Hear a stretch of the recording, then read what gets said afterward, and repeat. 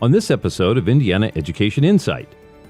This is really the first significant change that's occurred in school budgets in 30-some years. Yeah. Every week, the Indiana Association of Public School Superintendents is taking you inside today's Indiana education collaboration and tomorrow's education trends. We're staying on the pulse of public school innovators throughout Indiana and beyond. Join our conversation and contribute to our upcoming topics at IAPSSIN.org/podcast. Here's your host, Dr. J.T. Coopman. Thanks for joining us on today's episode of Indiana Education Insight. I'm Dr. J.T. Coopman, Executive Director of the IAPSS. This podcast is being delivered by our IAPSS team and produced by our friends at Edge Media Studios. As Executive Director of IAPSS, I'm excited to bring you this weekly show where we feature Indiana education innovators from all over our great state, from students to superintendents.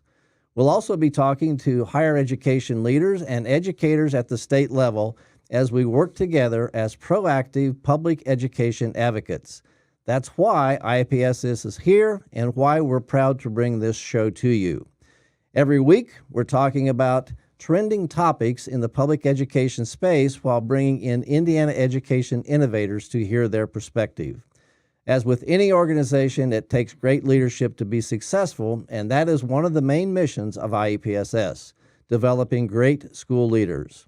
It's always great to have experienced and passionate educators joining the show, so let's get started with today's conversation.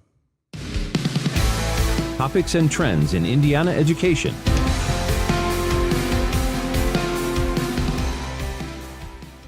Today's guest is Mr. Denny Costerison, Executive Director of the Indiana Association of School Business Officials.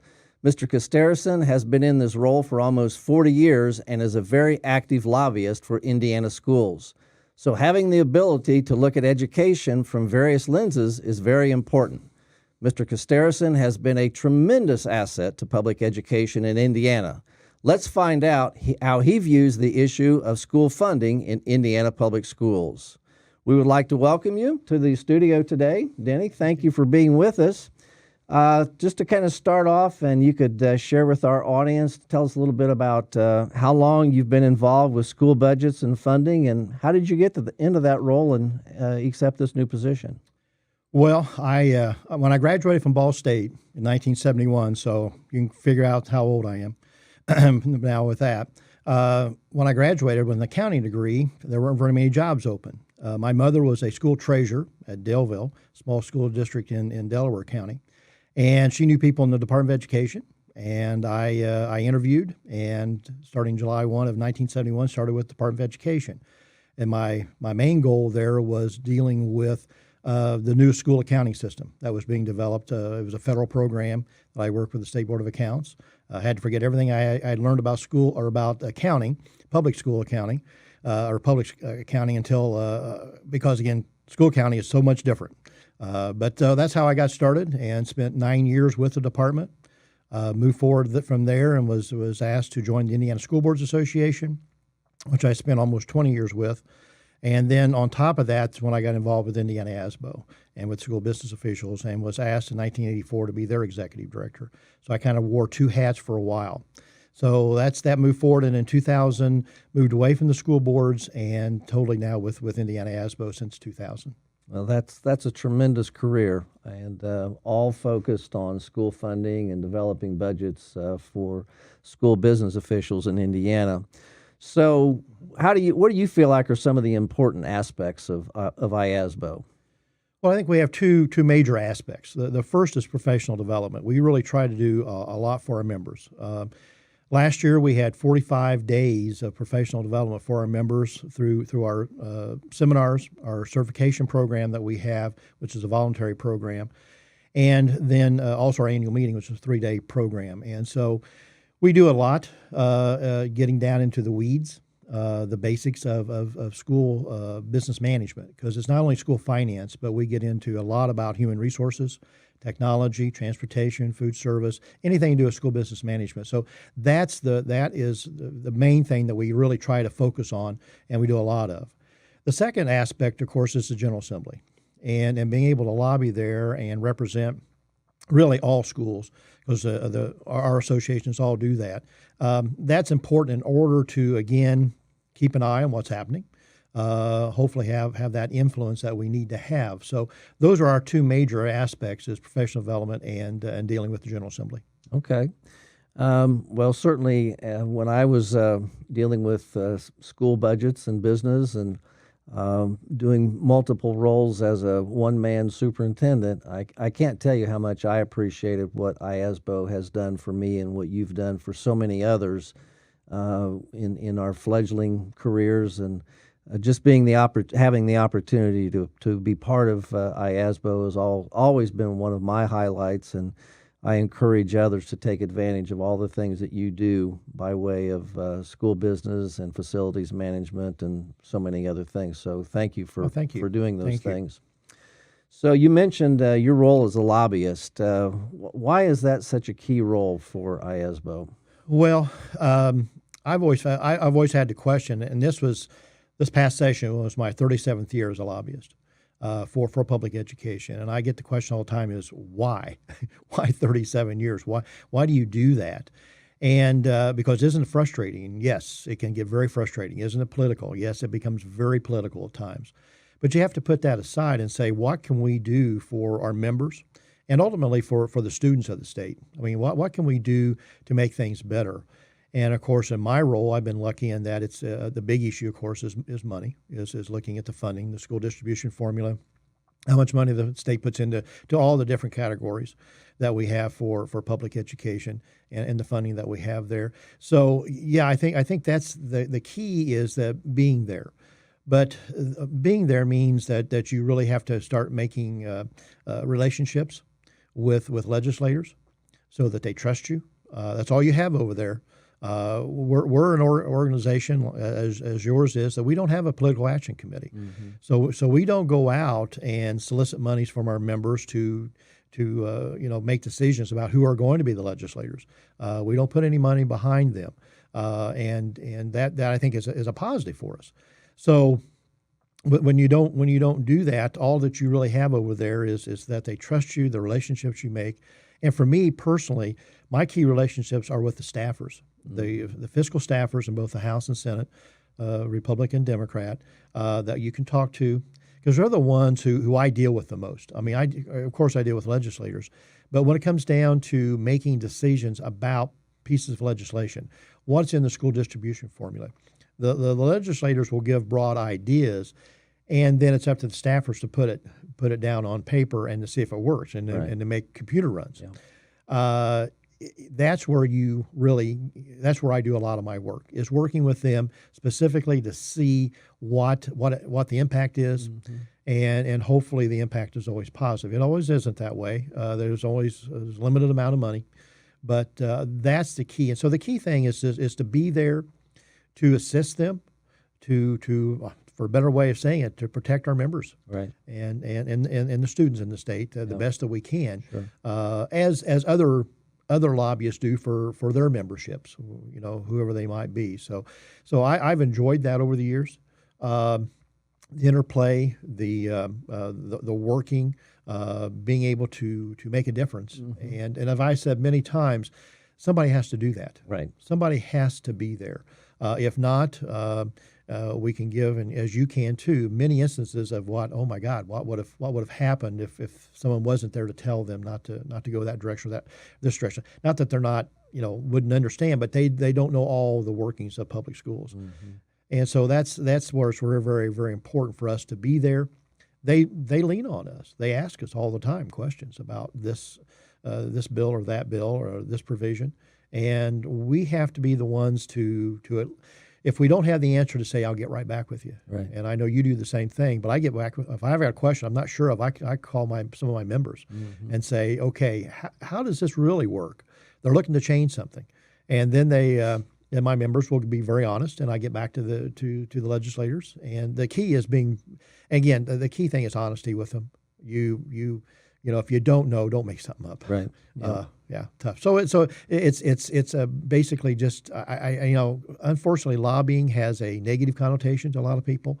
I look at it very positively because I think it gives us the opportunity to make changes and to make a difference.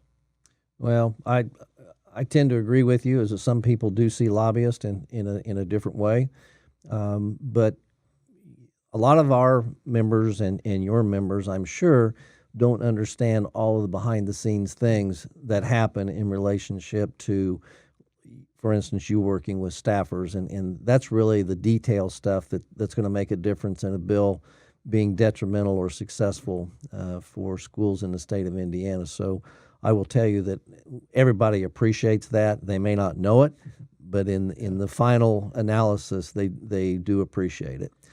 We've had several huge bills, and a few in particular in this last legislative session that have affected schools. And if you could, talk a little bit about some of those bills and the effects and your work on those. Sure.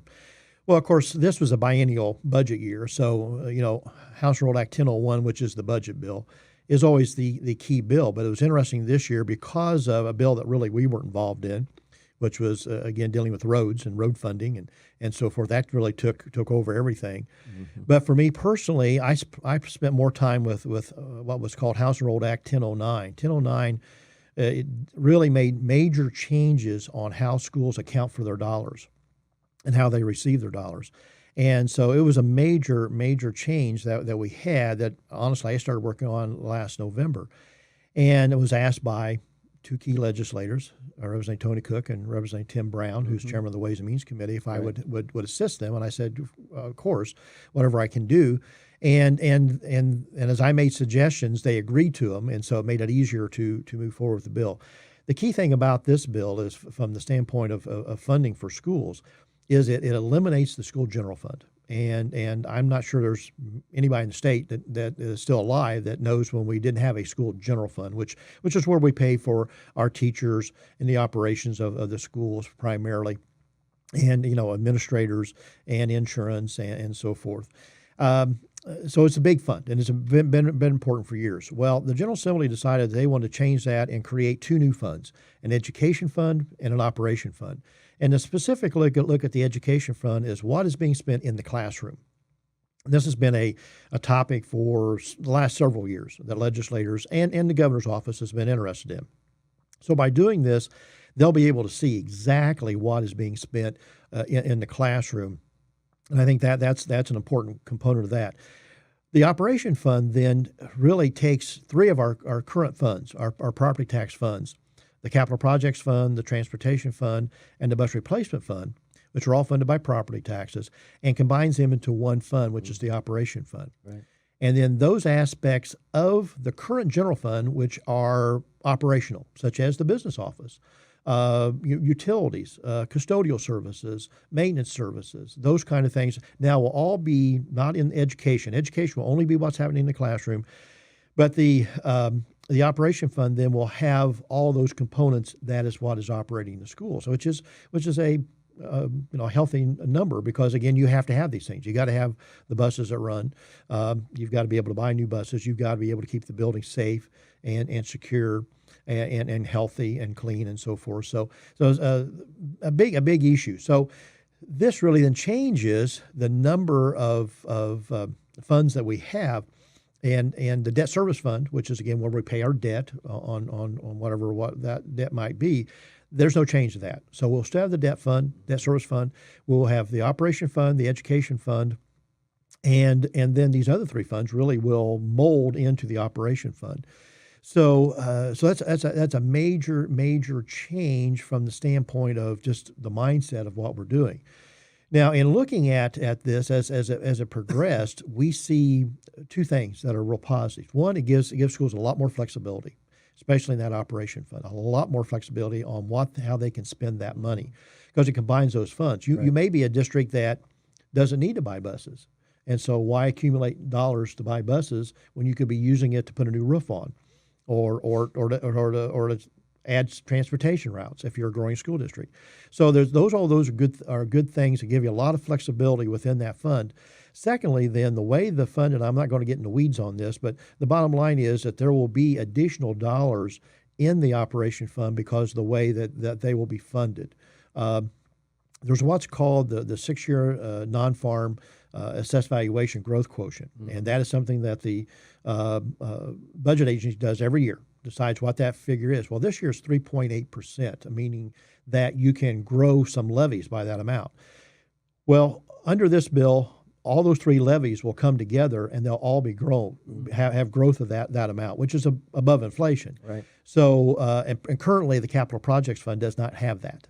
Again, I'm sorry if I'm down in the weeds too much, but the bottom line is that's a key in this, and that there'll be growth for the vast majority of school districts. I believe there are 7 districts who have assessed valuation growth greater than 3.8%. So they will not get some of the advantages, but that's a very small number of districts that won't have that. So there's positives to the bill for sure. Of course, it's change, and it'll be difficult. And so as we worked on this bill, one of the things I asked for that this does not be implemented immediately, that we have another year. In fact, the effective date is not until January 1 of 2019. So the first budget that will be impacted will be the 2019 budget. So like for our association, we're looking at having regional meetings to have discussions next year, next May at our annual meeting, have a full day workshop on it. We would like to be at this point where we are now in June of next year, ready so that every school district, whether they're Indianapolis or Fort Wayne or a very small school district, that they would be ready to implement this bill. Right. Yep. And so it's a big change, big job, but that's probably the bills that I dealt with this session, and it's unfortunate because typically you'd want the budget where all the money is, but we spent a lot of time on this bill just because it touches so many places. As I mentioned, the general fund has been around for years and years. So everywhere in statute where it says general fund, it had to be stricken and put in either operation or education or both. So the bill's 109 pages long, 137 sections. The vast majority of them are those little changes like that. Yep. But it's what it is. Well, it is an extremely complex bill, and we know that there's still going to be technical corrections that are going to have to be made to that bill. One of the more significant changes that I can remember is back in 1988, which was the first year that I was a superintendent, and we changed from the construction fund to the capital projects fund, and everybody thought the sky was falling as a result of that. So this is really the first significant change that's occurred in school budgets in 30-some years. Yeah, really, yes. I mean, the transportation fund used to be within the general fund, and that was broken out in about that same time because, again, it was becoming such a big expenditure. So we really haven't had a lot of major changes like this. Right. And I understand completely where the General Assembly is trying to come from here, is taking a look at, again, exactly how much money is going into the classroom. And that's part of this. But the other part of it, of course, is giving more flexibility to school boards, to administrators, and honestly, for the vast majority, giving them some more money to be able to spend for certain things, so that they don't have to make, and also so they don't have to make decisions. I think it'll make it a lot easier for them when they say, well, do we put the roof on, or do we fix the sidewalks or the parking lot, or do we buy a bus this year? Right. And they then can look at planning out a little easier, and they'll know that money's coming. Right. And it gets that increase every year. Now, it may not be 3.8. No, we had a seminar recently that said it was going to be 3.7 next year, but it's going to be over inflation for many, many years. Well, just, before, just so our audience has some ideas, we essentially had 5 funds, and you couldn't transfer between those funds. That's right. And even though you had money in one of those funds that you may be able to better use in another fund, we were kind of hamstrung in not being able to transfer between those funds. Now with 1009, we have that flexibility, and that's something that school business officials and school boards and superintendents have been asking for quite some time. So I want to give a lot of credit to the legislators and yourself for taking that vision forward and making it into a working bill that hopefully, over time, change is difficult for a lot of people, but it's going to be a good change for Indiana schools. Well, one of the things, and adding to that, and thank you, JT, but one of the things adding into it, one of the concerns I had from the very beginning was, will we have to change computer software? Well, we have to deal with that and that becomes very costly in school districts and time consuming. And then all of a sudden you really are learning something totally new. And it's our feeling, and looking at my veteran members who have looked at this, is that won't have to happen. What will, it'll be like right now, if you get a new federal fund, you create a new fund, you have, the chart of accounts that goes with it. That's the way this is going to be. They'll create a new education fund, a new operation fund. State Board of Accounts is going to give them the chart of accounts. So it should work as it does now. So that should not be the problem. I know that was a concern from the very beginning. And I was concerned about that. But as I worked on the bill, I wanted to make sure that didn't happen. We don't need any extra costs. Right. So, you talked about the increases in assessed value and how that's going to affect these funds, and it's going to be actually beneficial for school districts. Any other major changes in funding that you see moving forward for schools? I think an interesting bill that, again, only affects two school districts, and that's Tenant Rollback 567, which only affects the Gary Community Schools and Muncie Community Schools. And I'm not going to get into that deeply unless you want to do that. But again, these are Gary specifically. The bill was designed for them, and they came to the General Assembly and said, "We need financial help. We cannot get out of it by ourselves. So can you help us?" And so this bill was designed for them to create what's called an emergency manager, and working with the Distress Unit Appeals Board, which is, again, an agency that's been set up for the last 5 or 6 years by the state to look at not only distress units that are schools, but other units of government.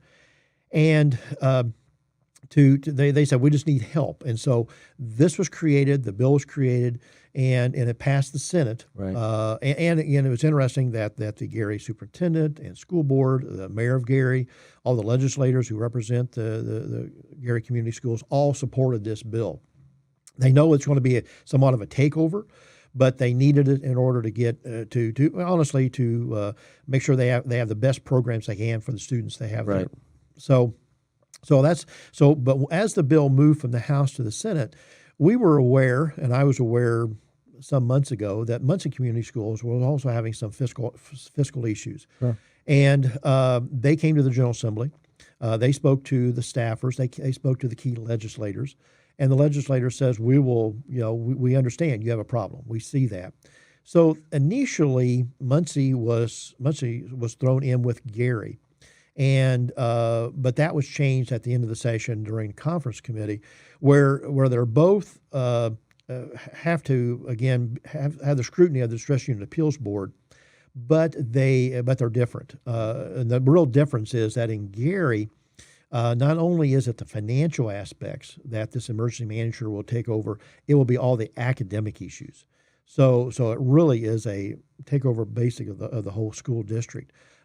In Muncie, it was only the financial. Academics still stay with the school, with the administration, with the school board, and because their situation is not as bad.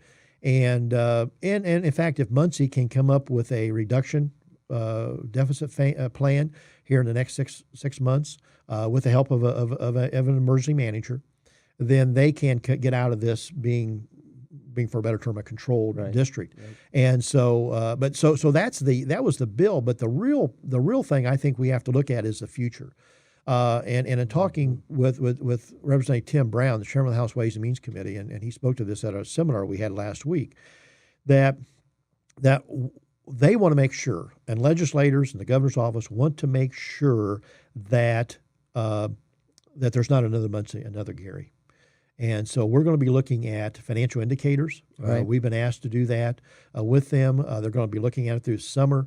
I expect some legislation next year that would then help all school districts. So if a district has got, cash balance is really going down, but expenditures really going up, and the revenues are not really increasing, it'll throw a red flag up so that someone from the state would go and say, hey, we're not here to take you over, but let's talk about this. How can we help you get out of this? Because we don't want to go to the point where we are with Gary and Muncie. So I think that's a very, we haven't done that, and that's a very significant piece of legislation.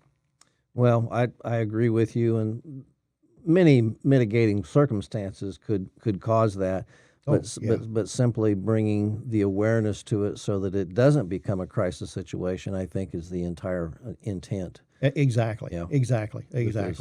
so that the state doesn't want to get in the business of running schools. No. And so if they can kind of stem the tide when they see a situation coming and allow the school district to handle that, I think is a good move on their part. So yeah, I agree. Now we supported the bills. I'll be honest, I did not testify on either bill. But but behind the scenes, we supported what they were trying to do to help these districts, especially the Gary situation, because they were really asking for help. Where Muncie was trying to again just get through what they were doing, but it was not. I think the individuals from Gary knew that this was going to take a lot more than maybe what it would take for Muncie. Yeah. Well, kudos to them for reaching out. Absolutely. So absolutely agree with that. Well, with your vast amount of experience in so many areas, is there any advice that you can give to some of our future educational leaders and business managers? Well, I think there's a couple things. One is networking. I mean, we talk about this all the time, and it sounds kind of like a cliche, but honestly, that communication with your peers, whether they be your next door neighbor or 200 miles away, is so. And these days we can do that with all the technology. That's important, and at least from our aspect, I know also from your association's aspect, when we have meetings and that networking. But I think being involved with your associations is so key, because again, our job is to give you the information, the knowledge, right? To bring in the speakers that will help you do your job better, and then with that, you're going to be sitting at the lunch table with 8 or 9 other people, and who may have a lot of information for you. So it's always good to reach out. There's never a dumb question. I've always told people that because probably your neighbor sitting right next to you wanted to ask it, but couldn't have the gumption to do it. So you got to be able to ask those questions, ask the tough questions. And so I think that plus in tying to that is dealing with the state agencies. The State Board of Accounts, Department of Local Government Finance, the Department of Education, the Employment Relations Board, when you have to do that. Knowing those people, when they call, they know that you're not going to be crazy on them. They're going to ask, you've got a very good question. And when you see them at meetings, because they attend all of our meetings, and they're just great people. So I think that just getting involved. And ties back also to legislators. I know with my members, even though we represent a lot of superintendents, and there are a lot of superintendents are in my membership, most of my folks say, well, that really is the school board president or the superintendent. And I really try and impress upon my folks, probably from a fiscal standpoint, you know more about your school district than anybody. Right. And since money runs kind of everything, I think that it's important for them to know their legislators. So I tell them when you're at a ball game, when you're at Kroger's, when you are, at the gas station, and you see one of them, just go up to them and say, hey, introduce yourself to them. Anything I can ever do to help you, just let me know. And I think they'd be surprised how often that legislators will call them. Right. They see us every day in the session, so they know pretty much what we're heading to. We've already briefed them on where we're coming from. But a lot of times they will call their local official, superintendent or business official, and say, this bill's coming up, and it does this. Now, I've looked at some of the numbers, and it really helps you, but does it really? Or it doesn't help you? And give me some of your ideas, because a lot of this then is talked about in caucus. When the General Assembly on both the House and Senate, they get together and they have their caucuses where behind closed doors they were very open of what's going on, and they'll bring up, and I've heard this from legislators. I brought up that this particular my school district has a problem with this bill, and I can't support it because why wasn't maybe because we didn't support it also, but primarily because their local school district. That's who votes for them. So I think just getting involved. Don't just sit in your office. Get out there. It's tough. I know the timing. There's so many, especially in smaller school districts, when again, especially the superintendent does the budget, does transportation, does all the curriculum. and sweeps out the floor at night, it's tough to get away, but I think that's important. And I know that a lot of those districts, the smaller districts, the school treasurer does so much because essentially they do everything that the CFO in a large school district does. Right. They just have less zeros behind the numbers. And so I think, but again, getting out, getting involved with regional meetings, with other meetings, study council meetings, whatever it might be, start that network, and then probably somebody's run into the problem. Now it's interesting, going back to House Bill 1009, the issue is there that no one has dealt with this before. Right. So I've got veterans, I've got 20 and 30-year veterans who are saying, this is all new to me too. So we're all in that boat on that bill, but typically someone has walked that walk before. Well, I certainly know that because of that networking and having the ability to talk with somebody that maybe I met at a workshop